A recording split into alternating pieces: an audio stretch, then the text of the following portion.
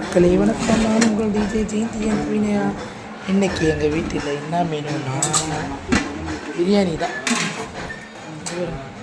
சீரக சம்பா அரிசியில் மட்டன் பிரியாணி.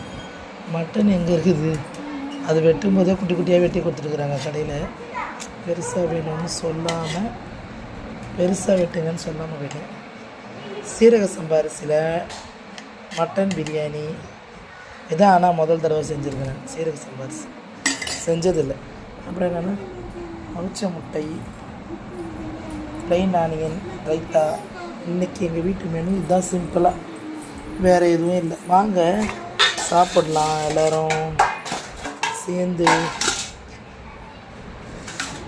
இன்றைக்கி மட்டன் பிரியாணி என் மன்னவருக்காக போடுறேன்.